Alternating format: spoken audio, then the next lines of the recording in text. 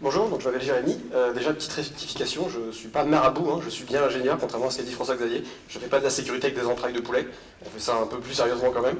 Et justement, je vais vous parler d'un petit outil qu'on utilise chez Blablacar, qu'on a développé. Alors d'abord, un petit peu de contexte, je reviens un peu sur Aurélien en a parlé, on est en train de migrer vers le cloud, plus particulièrement vers GCP. Parmi les différents piliers qu'on a identifiés, il y en a deux qui vont nous intéresser aujourd'hui.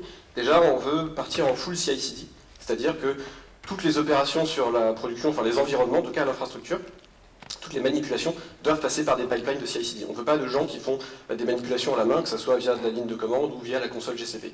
Que ce soit donc l'infrastructure, tout doit être terraformé, passer par ça, ou les déploiements et les manipulations sur Kubernetes qui vont faire les développeurs.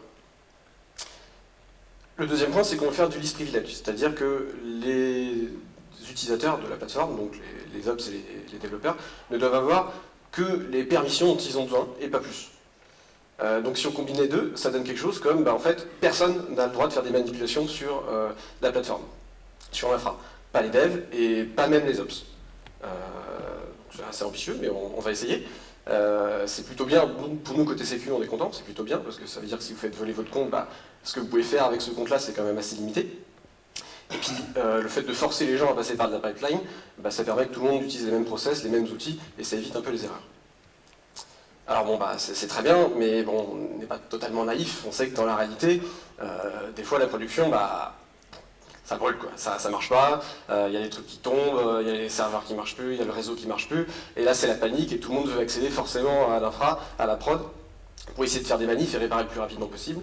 Votre pipeline CI/CD, il n'a peut-être pas ce qu'il faut comme outil en plus pour intervenir rapidement, ça se trouve le pipeline il est même en PLS lui aussi, donc là vous êtes foutu.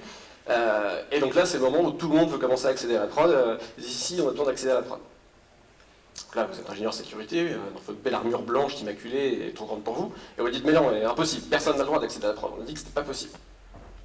Les équipes techniques disent ouais, ok, moi je te laisse, j'ai un truc à faire. Le truc à faire généralement c'est je vais récupérer les credentials de la pipeline et puis je me fais passer par la pipeline pour faire les opérations sur la plateforme. Donc là c'est perdu pour tout le monde parce qu'en fait pour les équipes techniques déjà parce que l'expérience elle n'est pas très agréable. Déjà, vous êtes en urgence parce qu'il y a un truc qui déconne en prod, vous êtes obligé de backer votre propre plateforme, c'est pas très agréable. Et puis pour l'équipe sécurité, parce que du coup on perd un peu le contrôle, la visibilité sur ce qui se passe. Est-ce que c'est vraiment le pipeline? Est-ce que c'est quelqu'un de l'équipe technique? Qu'est-ce qui se passe? Nous, c'est pas comme ça qu'on veut faire de la sécu, c'est pas comme ça qu'on le voit en tout cas. Notre boulot, c'est pas de bloquer les gens, de les empêcher de faire leur boulot à eux. C'est justement de leur permettre de faire leur boulot, mais de leur permettre de le faire de manière sécurisée en fait. Donc pour faire ça, on a développé un petit outil. Qui est juste une commande Slack qui va vous permettre d'obtenir des droits supplémentaires pour une période de temps sur l'un des projets GCP qu'on utilise. Donc c'est juste un simple, voilà, je fais GCP-SU, donc pour super user, comme la commande shell, le nom du projet, donc là l'environnement de prod, on dit pourquoi est-ce qu'on veut ces droits, on reviendra juste après. Et donc là, Slack nous répond, donc l'application qui est derrière nous répond. D'abord on fait quelques checks, on vérifie en fait à quel groupe vous appartenez, est-ce que vous avez le droit d'accéder à ce projet, et quels sont les droits qu'on applique pour ce groupe sur ce projet. Et puis on vous dit, c'est bon, t'as les droits, vas-y, fais ce que tu veux. T'as les droits là pendant 1 heure. Donc quand on dit c'est les droits, c'est qu'on a vraiment les droits au sens GCP du terme.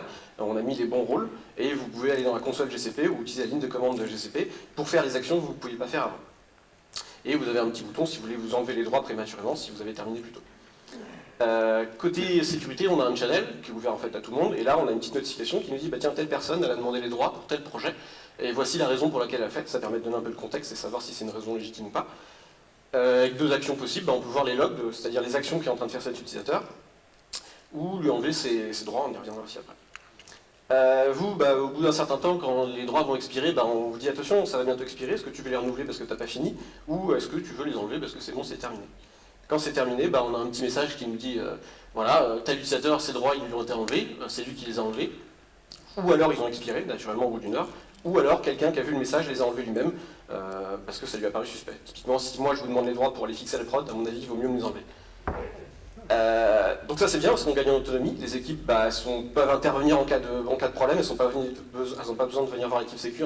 Il faut qu'on y accède, s'il vous plaît, est-ce qu'on peut dire que cette fois-ci on a les droits? C'est transparent, parce que nous on voit exactement qui a demandé les droits, quand, pourquoi, et on a accès au log GCP pour voir ce qui a été fait avec, et on a des outils aussi pour monitorer. Et puis on peut un peu le customiser en disant voilà, telle équipe elle peut accéder à tel projet avec tel droit et plus tard on veut s'en servir aussi pour les mêmes stages Kubernetes.